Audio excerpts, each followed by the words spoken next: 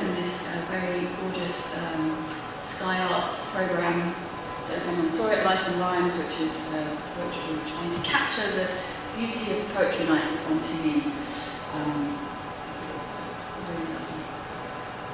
Where do I begin? Poet and making. That's me. So yeah, my background isn't poetry. I'm not a poet. I don't write. I run a poetry organisation. Get asked all the time. I used to go to school with poets. Kids would say, "Do you spit bars, miss?" And I go, "No, I don't." And I won't be doing that because but yeah, my background is youth arts participation, which I think in terms of the way that our organisation works and the way that we work with poets is really important, because that's absolutely runs parallel, like performance and participation are completely together. I did some work with places like Speakeasy, Southbank Centre, and then I've been at Apples and Snakes for 20 years, which I can't believe. I came into education, then producing and then running an organisation, but I've stayed because the poets that we work with are awesome, and what a privileged job, I think, to be able to do that every day. I don't know if people know about Apples and Snakes. We're going 40 years. We started in 1982 by a collective of poets who put on a night in a pub. That's our first flyer. We have an archive, handwritten, which I always love, this handwritten flyer. And we've always had a history of sort of activism, championing those ignored voices. There's loads of poets that have come through Apples and Snakes over the years. And the archive, if you're interested in this, the archive is amazing because there's under 5,000 poets what we work with during that time. We are the largest organisation dedicated to spoken word and performance poetry. 6 of us.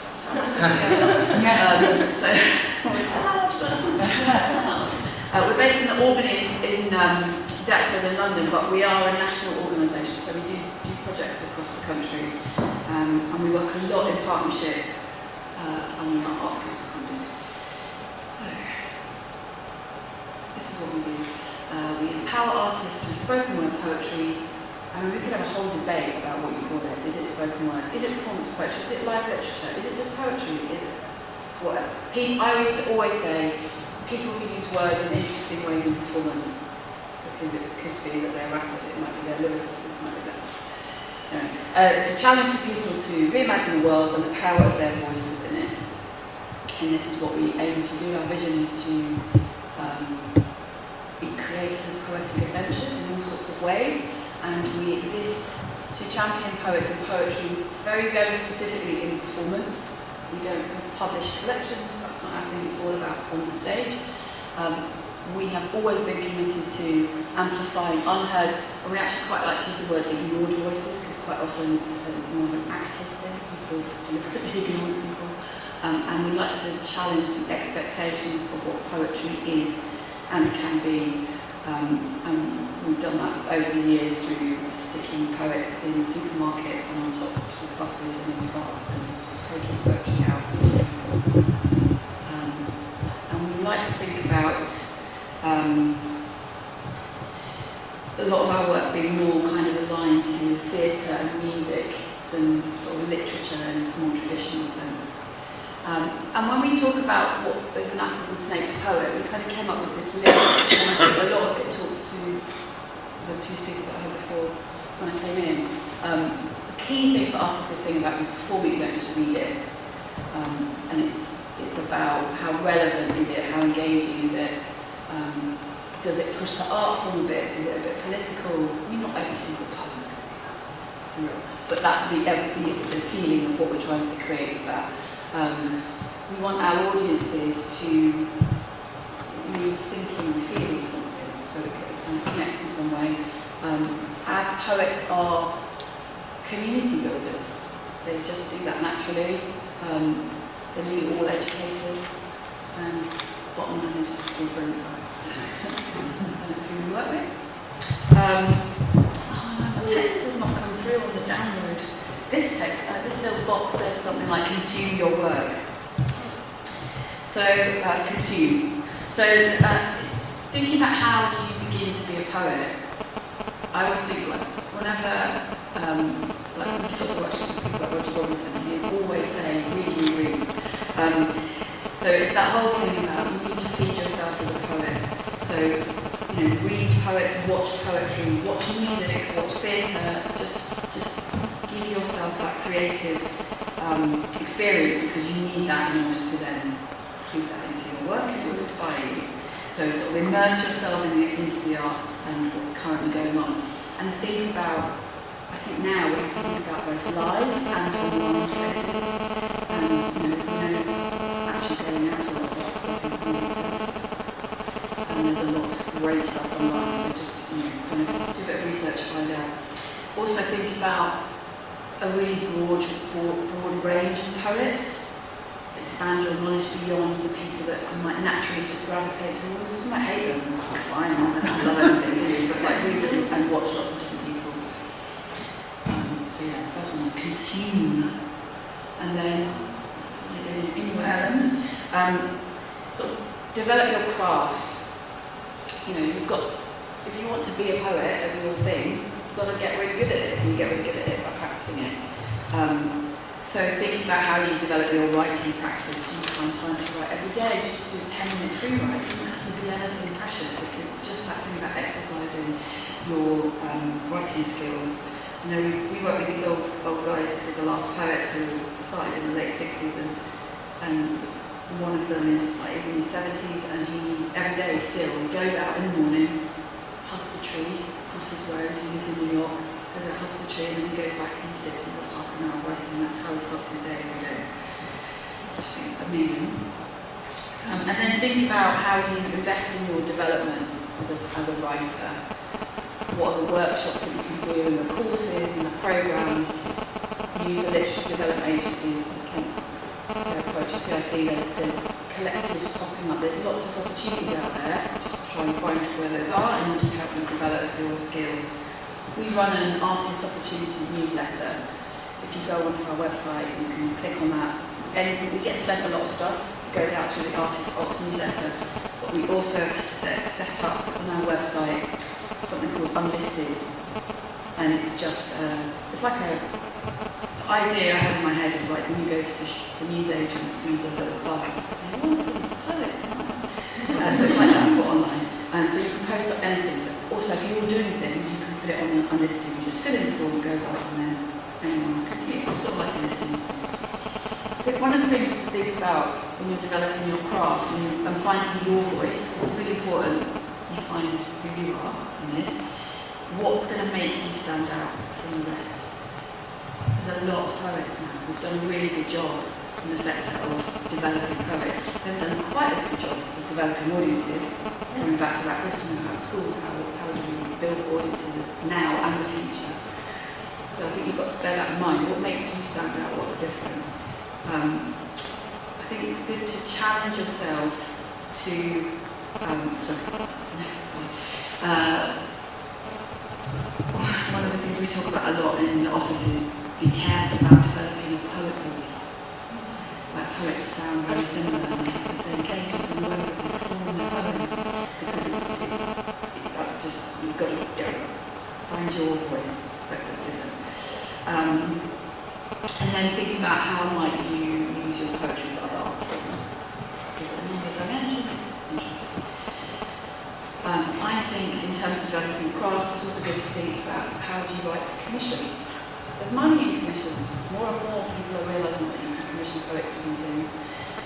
And sometimes that's hard on the poet. Poetry comes so much more personal. And then you've got to write a poem about a car you're not really interested in,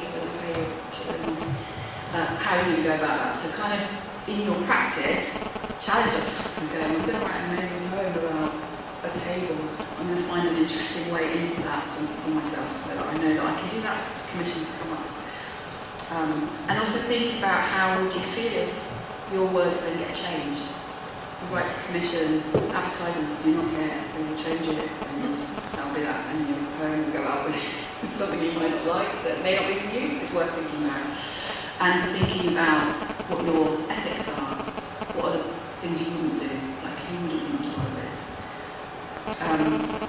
One of the things around, again, developing your craft, developing yourself as a poet, for me, is about building relationships with organisations. And Organisations receive lots and lots of requests for support.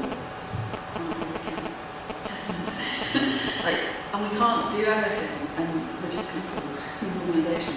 And sometimes I think it's good about how do you as a poet approaching that organisation think about the fact it's a two-way relationship. It's not just about organisations giving stuff out, but what would you offer in return? How can you build a relationship by, it can just be checking in on yourself and going, I'm just going to send you a link. I'm not asking for anything, just keeping you aware, keeping me on your radar.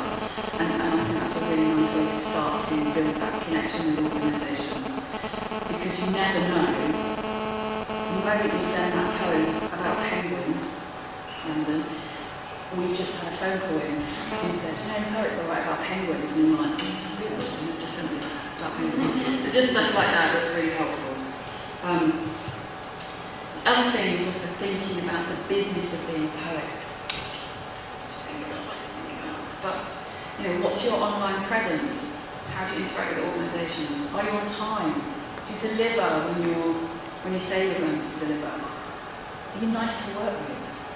Those things are really important as you develop your career as a poet, because it takes you a long way to do that. And then if you want to make a living as a poet, you're probably going to have to do other things that aren't just writing. You will need to facilitate workshops. Most likely, it's very hard to just make money. You have to write to commissions. It's very hard just to write your own things and make money out of performances or publishing. So all the poets that do really well, they have a very broad range of things that they do in order to sustain themselves. And then have a plan. What do you want to achieve in a year, in 3 years, in 5 years? And then work out what you need to. It's kind of a little bit, it likes to work around. It's very commercial, but anyway, you need to think of yourself a little bit like a brand. How are you going to develop as a product? Which is very against what poetry is about. I think you need to have that intention a little bit. And the next thing I think we need to do, again, I should say something on fill it in. So this one was really about sharing your work. This is from a project we run over here in 16 library authorities in London, reaching about 5,000 young people. It's a festival called Spine Festival. So I was thinking about how important it is to share your work.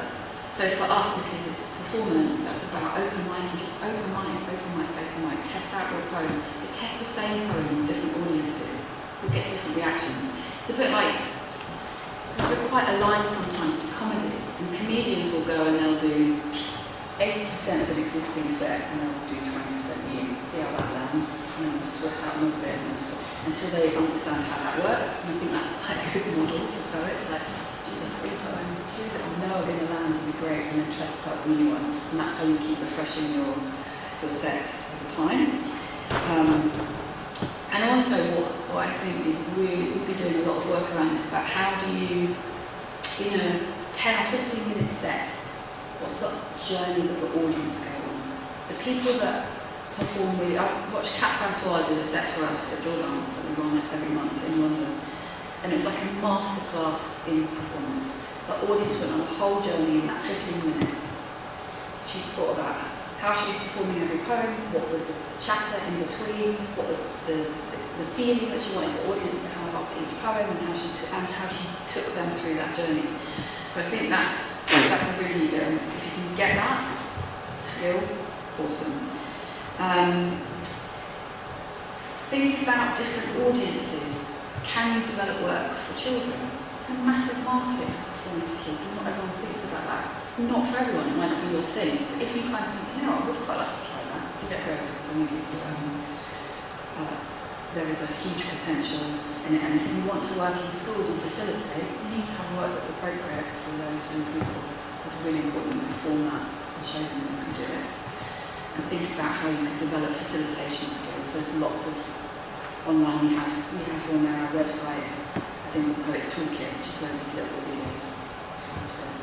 And we offer online training, as do places like New Writing South and the other literature development agencies around. And then Deanata doing a black box, we do a video, like a digital project. So I think you can't not think about digital nowadays. You have to kind of embrace that. There's loads of opportunities to share your work online. And it doesn't have to be really fancy, you can do it on your phone. I don't know if anyone will see Holly Bleach. Quite often, it's like just her phone popped up, she's talking to the camera and she goes, oh, I was thinking about this and then read a poem. And it's a really lovely, very simple, but very engaging way to share work. So kind of almost that, again, you can think, how do I want to present myself in that way and how does that align with all the other stuff that I'm doing? And I would say if you're going to do that, maybe just invest in a external mic for your phone, so you can get good quality images. The sound is sometimes not as good because I think there's a way to be digital to think about how your work is unique as well.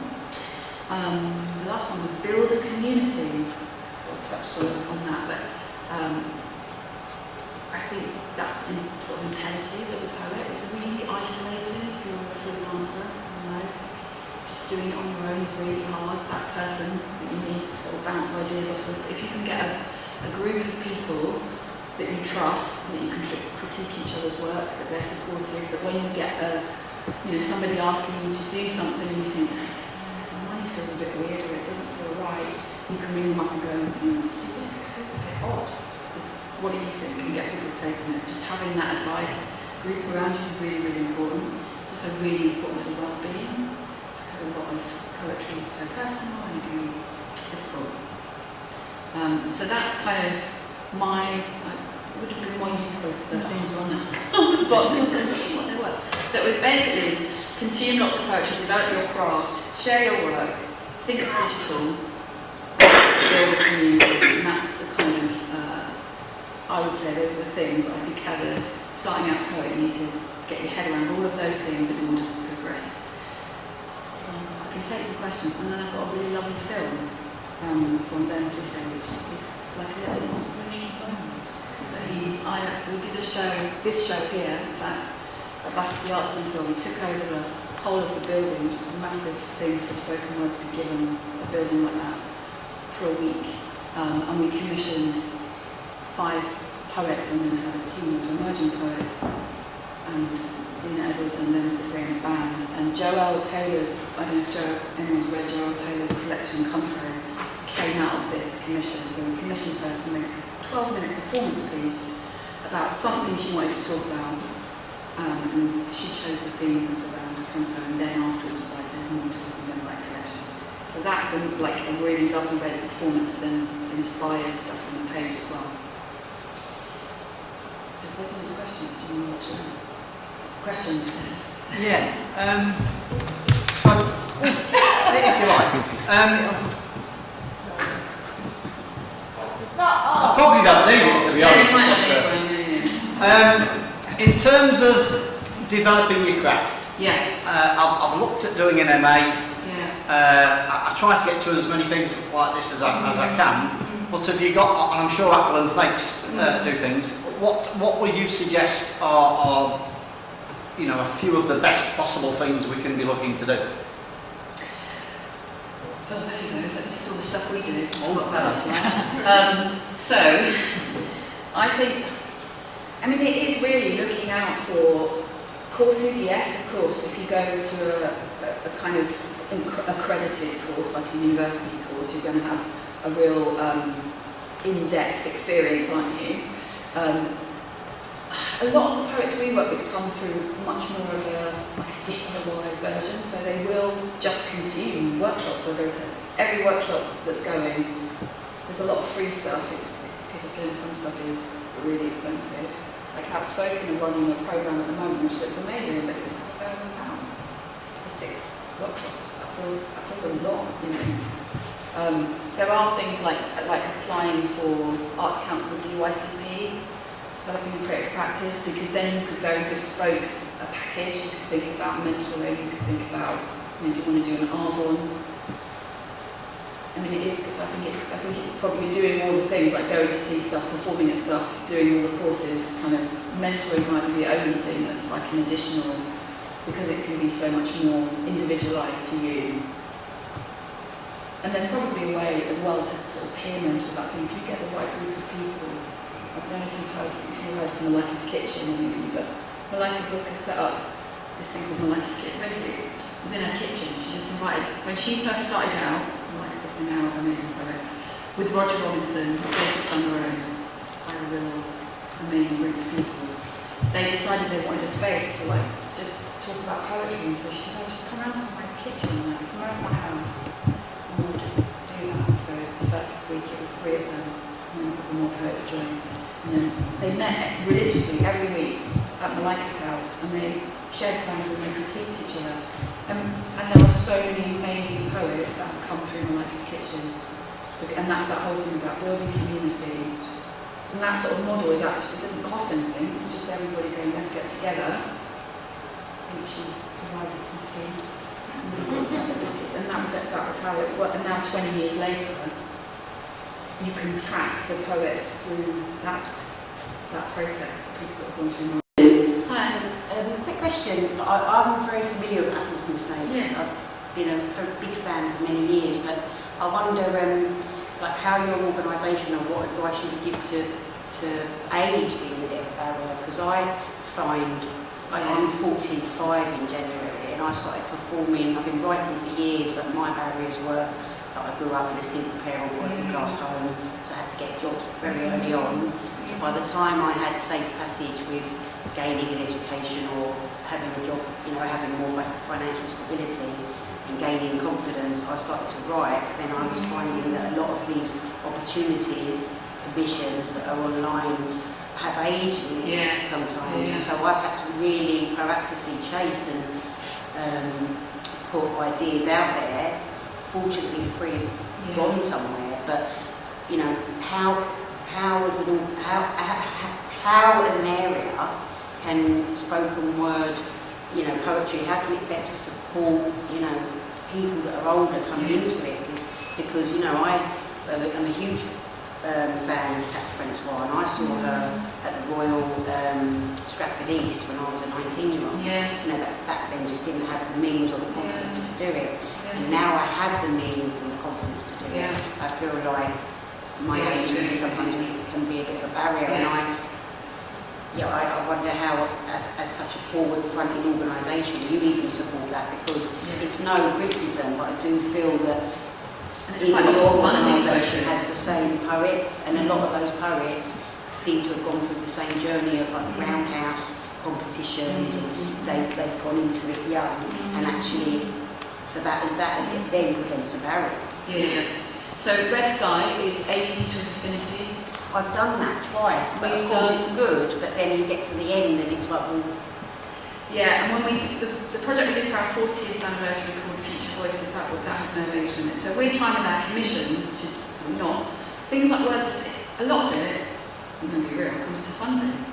Funders still have a very big focus on young people.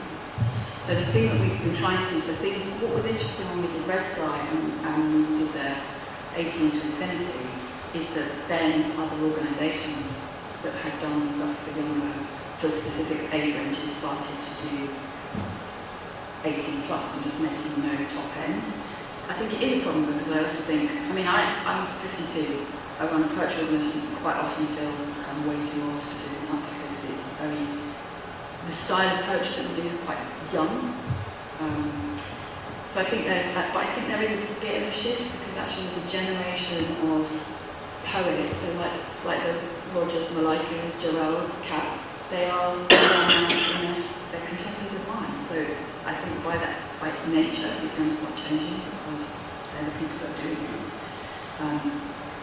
But it's a bit of a sector-wide thing, because I think there is still a youth focus, young people's focus. I don't know what the solution is, because it feels like a lot of it's around. A lot of that stuff is open, like our open mics are open, our events are open. And most of those things on there are any age. The only thing that isn't is Words of Stage.